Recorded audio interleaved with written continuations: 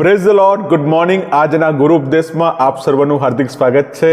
આ મહિનો જ્યારે નાતાલનો ક્રિસમસનો મહિનો છે અને આપણે બધા ઈસુનો જન્મદિવસ the celebration of Jesus Christ આપણે ઉજવીએ છીએ, ત્યારે આપણે આ મહિનામાં બાઇબલમાં જણાવવામાં આવતા તહેવારો વિશે, ફેસ્ટિવલ્સ ઇન બાઇબલ, એના વિશે જોવાના છે. જૂના કરારમાં અને નવા કરારમાં બંનેમાં બાઇબલ અમુક તહેવારો વિશે જણાવે છે અને એ જ તહેવારો વિશે આપણે પાછલા 2 અઠવાડિયામાં જોયું હતું.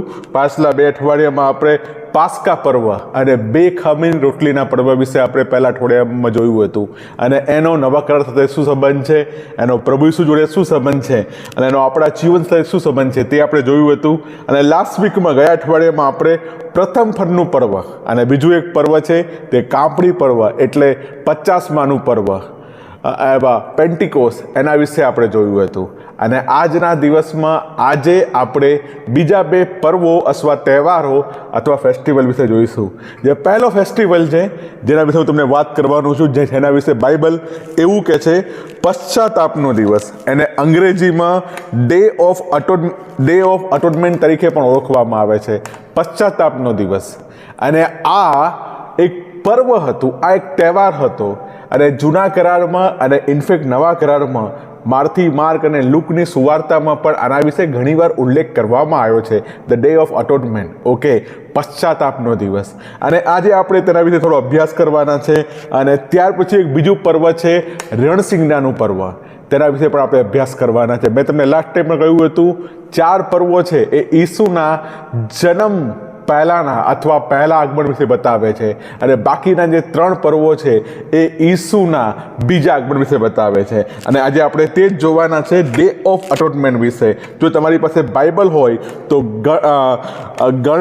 લેવીય 23માં આ બધા તહેવારો વિશે લખેલું છે. લેવીય 23 અને એની 26મી કલમ, લેવીયનો 23મો અધ્યાય અને એની 26મી કલમમાં એમાં લખવામાં આવ્યું છે, લેવીય 23, 26, 27માં, અને યહોવાએ મૂસાને કહ્યું, આ 7મા માસનો 10મો દિવસ પ્રાયશ્ચિતનો દિવસ છે અને એ દિવસે તમારે પવિત્ર મેળાવડો કરવો, તમારે આત્મકષ્ટ કરવું અને તમારે યહોવાને હોમયજ્ઞ ચડાવવું. 28મી કલમ કહે છે, એ દિવસે તમારે કોઈ સંસારી કામ ના કરો, પણ યહોવા તમારા ઈશ્વરની સમક્ષ તમારે પ્રાયશ્ચિત કરવાનો દિવસ છે. આ એક દિવસ હતો જે જૂના કરારમાં હર વર્ષે યહૂદીઓના 7મા મહિનામાં મનાવવામાં આવતો હતો, 10મા દિવસમાં. અને એ દિવસનું નામ હતું ડે ઓફ અટોનમેન્ટ, પ્રાયશ્ચિતનો દિવસ. અને હરેક યહૂદી, ભલે ઇઝરાયલમાં હોય કે બીજા કોઈ દેશમાં હોય, એ તહેવારને આજે પણ મનાવી રહ્યા છે. તો આજે આપણે વિસ્તારથી જોવાના છે આ ડે ઓફ અટોનમેન્ટ શું છે. એના વિશે બાઇબલમાં ઘણી બધી બાબતો વિશે લખવામાં આવ્યું છે. Day of atonement, day of atonement. જો તમે ગણનાનો 29મો અધ્યાય કાઢો, ગણના 29 અને એની 7 થી 11માં પણ આ ડે ઓફ અટોનમેન્ટ એટલે પ્રાયશ્ચિતના પર્વ વિશે લખવામાં આવ્યું છે. પણ હું આની તમને થોડી હિસ્ટ્રી અને બેકગ્રાઉન્ડ આપવાને માંગુ છું. આપણે ગણનામાં જવાના નથી, આપણે લેવીયમાં રહેવાના છે. અને લેવીય 16 એની પહેલી કલમ આપણે જોવાના છે. લેવીય 16 પહેલી કલમમાં આનું બેકગ્રાઉન્ડ આવું છે, હારૂનના 2 દીકરા યહોવાની હજુરમાં આવીને માર્યા ગયા અને યહોવાએ મૂસાની સાથે વાત કરી. લેવીય 16 અને 1માં જણાવવામાં આવે છે, હારૂનના 2 દીકરા હતા અને તેઓ પ્રભુની ઉપસ્થિતિમાં આવે છે, પણ તેઓ પ્રોપર મેનરમાં, યોગ્ય રીતિમાં આવતા નથી, માટે તેમનું મૃત્યુ થાય છે. અને જ્યારે તેઓ માર્યા જાય છે ત્યારે પ્રભુ મૂસાના દ્વારા હારૂનને અમુક સૂચનાઓ આપે છે, અમુક ઇન્સ્ટ્રક્શન આપે છે. અને સૂચનાઓ તો ઘણી બધી છે. લેવીય 16માં હું એ બધામાં જવા માંગતો નથી, પણ પ્રભુ હારૂનને અમુક વસ્તુઓ પહેરવાનું કહે છે. જે પ્રમુખ યાજક છે એને અમુક પહેરવેશ, અમુક વસ્તુઓ પહેરવામાં આવી છે. અને એના વિશે લેવીય 16 અને 4માં લખવામાં આવ્યું છે કે યાજકને કયો અંગરખો પહેરવાનો છે, તેને કયા વસ્ત્રો પહેરવાના છે, એ વિશે લખવામાં આવ્યું છે. અને તેની 5મી કલમમાં લખવામાં આવ્યું છે, ઇઝરાયલ લોકો તરફથી પાપાર્પણને માટે તું 2 બકરા લે. આ થોડુંક સમજવું આપણા માટે જરૂરી છે. થોડું આપણા મગજ પર કષ્ટ પણ આપવું પડશે કે આ બધું શું બાબતો છે. પણ જો આપણે જૂના કરારને સમજીશું તો આપણે નવા કરારને વિસ્તારથી સમજી શકીશું. પ્રભુ હારૂનને અને મૂસાના દ્વારા કહે છે કે તારે 2 બકરા લેવાના છે. અને એની 6ઠી કલમમાં એમ લખવામાં આવ્યું છે, પોતાના માટે જે બળદ હોય તે હારૂન તેને રજૂ કરે કે પોતાના તથા પોતાના ઘરના પ્રાયશ્ચિતને માટે. અને એ સિવાય હારૂને 2 બકરા લે અને તેઓને મુલાકાત મંડપના દ્વારની આગળ યહોવાની સમક્ષ તે લાવે. 8મી કલમ કહે છે, લેવીય 16:8માં, હારૂન એ 2 બકરા પર ચિઠ્ઠીઓ નાખે, એક ચિઠ્ઠી યહોવાને માટે અને બીજી ચિઠ્ઠી અઝાયેલને માટે. અને જ્યારે આ હારૂન આ બકરાઓનું અર્પણ કરે છે ત્યારે 10મી કલમમાં લખવામાં આવ્યું છે, જે ચિઠ્ઠી અઝાયેલ નામના બકરા પર પડે અને તેને અરણ્યમાં મોકલી દેવા માટે પ્રાયશ્ચિત કરવાને માટે યહોવાની સમક્ષ તેને જીવતો રજૂ કરવો. અને બીજો બકરો છે તમારે તેને કાપવો અને લોકોના પાપોને માટે અર્પણ કરવો. ઇઝરાયલ પ્રજા આખું વર્ષ કામ કરતી હતી, પણ એમનાથી આખા વર્ષમાં ઘણા બધા પાપ થતા હતા. અને એ બધા પાપોનું પાપાર્થણ લઈને વર્ષમાં એકવાર આ જે પ્રમુખ યાજક હતો એ પરમ પવિત્ર સ્થાનમાં જતો હતો. અને એના વિશેનો આખો પ્રાયશ્ચિતનો દિવસ છે. એ જ લેવીય 16 એની જે આપણે 15મી અને 16મી કલમમાં છીએ. લેવીય 16 અને 15માં લખવામાં આવ્યું છે, ત્યાર પછી લોકોને માટે પાપાર્થણને માટે જે બકરો તેને તું કાપે તેનું રક્ત પડદાની અંદરની બાજુએ લાવે. અને જે બળદનું રક્ત હોય એને તું દયાસન પર ની સામે તે છાંટે. 16મી કલમ કહે છે, ઇઝરાયલના લોકોના અશુદ્ધતાના કારણથી, તેઓના ઉલ્લંઘનોના એટલે તેઓના સર્વ પાપના કારણથી પવિત્ર સ્થાનને માટે તે પ્રાયશ્ચિત કરે. ઇઝરાયલ લોકોના આખા પાપને માટે એક જાનવરનું, એક બકરાનું અને બળદનું રક્ત લઈને તેઓને આગળ રાખવામાં આવતું હતું.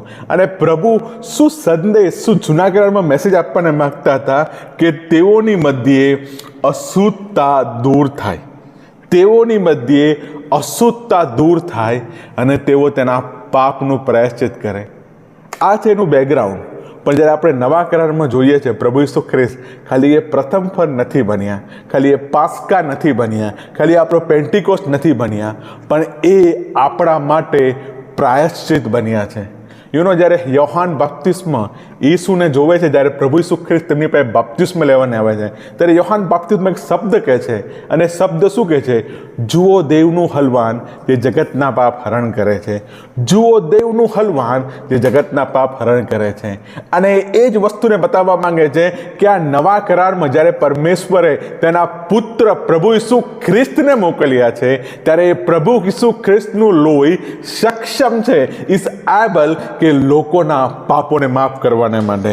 અને એને માટે જ્યારે તમે હિબ્રુઓના પત્રમાં જાઓ છો, નવા કરારમાં હિબ્રુઓનો પત્ર, ત્યારે હિબ્રુઓના પત્રમાં એના વિશે બહુ સુંદર વાતો લખેલી છે. હિબ્રુઓનો પત્ર તેનો 9મો અધ્યાય અને એની 11મી કલમ કહે છે, હિબ્રુ 9:11. હિબ્રુનો 9મો આખો અધ્યાય છે જૂના કરારમાં હારૂનને અને પ્રમુખ યાજકને શું પરમ પવિત્ર સ્થાનમાં પ્રાયશ્ચિત કરવાનું શું તેના વિશે લખેલું છે. પણ હિબ્રુ 9 અને 11માં આમ લખેલું છે, હવે ખ્રિસ્ત હવે પછી થનારી સારી બાબતો સંબંધી પ્રમુખ યાજક થઈને હાથથી બનાવેલા એટલે પૃથ્વી પર બનાવેલા પદાર્થોનો નહીં, અને બકરાના અને વાછરદાના 12મી કલમમાં રક્તથી નહીં, પણ પોતાના રક્તથી માણસોને માટે સનાતન ઉદ્ધાર મેળવીને પરમ પવિત્ર સ્થાનમાં એકવાર ગયા. પ્રભુ ઈસુ ખ્રિસ્ત શું કહે છે? હવે કોઈ વર્ષમાં તમારે ડે ઓફ અટોનમેન્ટ કરવાની જરૂર નથી, તમારે પ્રાયશ્ચિતનો દિવસ મનાવવાની જરૂર નથી, કેમ કે હું લોકોનું પાપ મારા માથા પર લઈને હું લોકો માટે બલિદાન આપવા જાઉં છું. જો તમે 13મી કલમ વાંચો, એમ લખવામાં આવ્યું છે, કેમ કે જો બકરાઓનું તથા ગોધાઓનું રક્ત તથા વાછરડીની રાખ અપવિત્રી પર છાંટવાથી શરીરને શુદ્ધ કરે છે, તો ખ્રિસ્ત જેના સનાતન આત્માનું દોષ વગરનું બલિદાન ઈશ્વરને આપ્યું, તેમનું રક્ત તમારા હૃદયને જીવતા ઈશ્વરને ભજવાને માટે નિર્જીવ કામોથી કેટલો શુદ્ધ કરશે.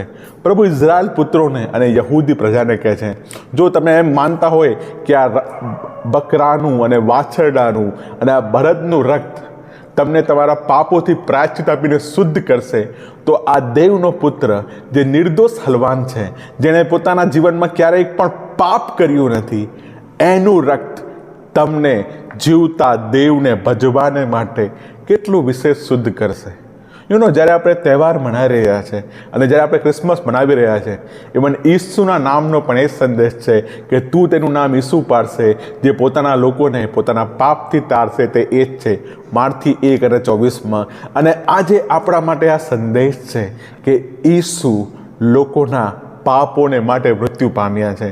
જેમ યશાયા 53 આપણે વાંચીએ છીએ કે એક વાછરડાને, એક બકરાને જેમ લઈ જવામાં આવે છે, તેમ એને લઈ જવામાં આવ્યો અને તેણે પોતાનું મોઢું મૂંગું રાખ્યું, તે કંઈ બોલ્યો નહીં. અને પરમેશ્વરે આપણા સર્વના પાપનો ભાર તેની પર મૂક્યો છે. મારા વાલા ભાઈઓ બહેનો, આજે સવારના સમયે હું તમને એક વસ્તુ જણાવવાને માગું છું કે પરમેશ્વરના પુત્ર પ્રભુ ઈસુ ખ્રિસ્ત છે, તેનું રક્ત છે, તે આપણને સઘળા પાપોથી શુદ્ધ કરે છે. એ પ્રભુ ઈસુનું રક્ત છે જે આપણને સઘળા પાપોથી છોડાવે છે. અને આજે એ આપણા માટે ડે ઓફ અટોનમેન્ટ બન્યા છે. આજે આપણા માટે પ્રાયશ્ચિતનો દિવસ બન્યા છે. જ્યારે આપણે જૂના કરારમાં વાંચીએ છીએ કે ખાલી જૂના કરારમાં તો દર વર્ષે યાજકને એકવાર પરમ પવિત્ર સ્થાનમાં જઈને લોકોને માટે અર્પણ કરવાનું હતું, પણ તમારા માટે ને મારા માટે ગુડ ન્યૂઝ એ છે, સારા સમાચાર એ છે કે પરમેશ્વરનો પુત્ર પ્રભુ ઈસુ ખ્રિસ્ત છે, તે આપણા માટે ડે ઓફ અટોનમેન્ટ બન્યો છે. જો તમે યશાયા 53મો અધ્યાય વાંચો, યશાયા 53મો અધ્યાય, એમાં બહુ ક્લિયરલી લખેલું છે. યશાયા 53મો અધ્યાય, એમાં લખેલું છે કે 6ઠ્ઠી કલમમાં કે આપણે સર્વ ઘેટાની પેમ ભટકી ગયા છે અને પોતપોતાના માર્ગે વળી ગયા છે, પણ યહોવાએ તેના પર આપણા સર્વના પાપનો ભાર મૂક્યો છે. આપણે બધા ભટકી ગયા છે, આપણે બધા પોતાના માર્ગમાં વળી ગયા છે, પણ પરમેશ્વરે તેના પુત્ર ઈસુ ખ્રિસ્ત પર આપણા બધાનો પાપનો ભાર મૂક્યો છે. 7મી કલમ કહે છે તેના પર જુલમ ગુજારવામાં આવ્યો, પણ તેણે નમ્ર થઈને પોતાનું મોં ઉઘાડ્યું નહીં. 7મી કલમ જ લખવામાં આવ્યું છે યશાયા 53:7, હલવાનને વધ કરવાને માટે લઈ જવામાં આવે છે, અને જેમ ઘેટ પોતાના કાતરનારની આગળ મૂંગી રહે છે, તેમ તેવો તે હતો, તેણે પોતાનું મોં ઉઘાડ્યું નહીં. પ્રભુ જૂના કરારમાં જે નિર્દોષ પ્રાણીઓનું બલિદાન કરવામાં આવતું હતું, પરમેશ્વર ઈચ્છતા નહોતા કે નિર્દોષ પ્રાણીઓનું રક્ત ત્યાં વહે. એના માટે પરમેશ્વરે તેના પુત્ર પ્રભુ ઈસુ ખ્રિસ્તને મોકલ્યો છે. રક્તથી ભાઈ પાપોની માફી મળતી નથી, એવું બાઇબલમાં લેવીયના પુસ્તકમાં લખેલું છે, ગણનામાં લખેલું છે, અને ઘણા બધા શાસ્ત્રોમાં લખેલું છે. રક્તમાં જીવન છે. There is life in the blood. માટે લોકો કહે છે રક્તદાન જીવનદાન. અને જ્યારે એ પરમેશ્વરે પોતાનું રક્ત આપે છે, ત્યારે એ પરમેશ્વર એ બતાવે છે કે તે પોતાનું જીવનદાન આપે છે. આજે બકરાને ઘેટાને જે કાપવામાં આવતા હતા, હલવાનનું વધ કરવામાં આવતા હતા, એ દર્શાવે છે કે આ હલવાન, આ બકરું, આ ઘેટું અથવા જે વાછરડું અથવા જે બળદ કાપવામાં આવતો હતો, એની એ મારી જગ્યાએ છે. મેં જે પાપ કર્યા છે એના માટે મારે મરવું જોઈએ, પણ હું મરવાને લાયક નથી. માટે જૂના કરારમાં પરમેશ્વરના લોકો, ઇઝરાયલ પુત્રો, એક પ્રાણીનું લઈને બલિદાન કરતા હતા કે પ્રભુ, મેં આખા વર્ષમાં ગંભીર પાપ કર્યા છે અને હું તમારી આવવાને યોગ્ય નથી, પણ મારા પાપના પ્રાયશ્ચિત માટે હું આ જાનવરનું રક્ત લઈને આવું છું. પણ નવા કરારમાં એ પરમેશ્વરનો પુત્ર પ્રભુ ઈસુ ખ્રિસ્ત આપણા માટે ડે ઓફ અટોનમેન્ટ બન્યો છે, અને એનું લોહી આપણને સઘળા પાપથી શુદ્ધ કરે છે. એનું લોહી આપણને સઘળા પાપથી છોડાવે છે. અને એકવાર પરમ પવિત્ર સ્થાનમાં ગયા, પણ એનું લોહી ખાલી આપણા માટે નહીં, પણ સમગ્ર માનવ જાતિ માટે કાફી છે કે તે લોકોને પોતાના પાપથી મુક્તિ મેળવે. ત્યારે આજે આપણે ડે ઓફ અટોનમેન્ટ વિશે જોઈએ છે, અને આ નાતાલના મહિનામાં ત્યારે આપણે લોકોને ક્રિસમસનો રિયલ મિનિંગ સમજાવીએ કે ઈસુ લોકોના પાપોને માટે મૃત્યુ પામનાને આવ્યા. એક એવું બાળક હતું જેને જન્મ લીધો, પણ એણે જન્મ એના માટે લીધો કે લોકોને પોતાના પાપથી તારીને બચાવે. પ્રભુ તમને આ વચનથી આશીષ કરાવો. આપણે પ્રાર્થના કરીએ. પરમેશ્વર, તમે અમારા માટે ડે ઓફ અટોનમેન્ટ બન્યા. તમે અમારા માટે પ્રાયશ્ચિતનો દિવસ બન્યા અને તમે અમારા માટે હલવાન બન્યા અને તમારું મૂલ્યવાન રક્તથી તમે અમને શુદ્ધ કર્યું છે માટે તમારો આભાર માનીએ છીએ. તમારા આપેલા દરેક બલિદાનો માટે તમારો આભાર માનીએ છીએ. પ્રભુ, અમે પ્રાર્થના કરીએ છીએ અમારા દેશમાં અને ખાસ કરીને અમારા ગુજરાતમાં પ્રભુજી આ સંદેશો ફેલાવવા માટે અમને મદદ કરો પ્રભુજી. લોકો હજુ પણ ઘણા બધા બલિદાનો કરી રહ્યા છે, લોકો હજુ પણ ઘણા બધા અર્પણો ચાવી રહ્યા છે, પણ પ્રભુજી એ એમના પાપોની માટે કાફી નથી પ્રભુજી. પ્રભુજી, અમે તમારા પવિત્ર સ્થાનની પાસે આવીએ અને અમે અમારા પાપો તમારે આગળ કબૂલ કરીએ અને પ્રભુજી તમે અમારા પાપો માફ કરીને તમે અમને પ્રાયશ્ચિત કરવાનું હૃદય આપો પ્રભુજી. પ્રભુજી, અમે સર્વ પ્રાયશ્ચિત સહિત તમારી પાસે આવીએ અને ઉદ્ધાર પામીએ એવું માંગીએ છીએ. પ્રભુ ઈસુ ખ્રિસ્તના નામથી માગું છું. Amen. Thank you. God bless you.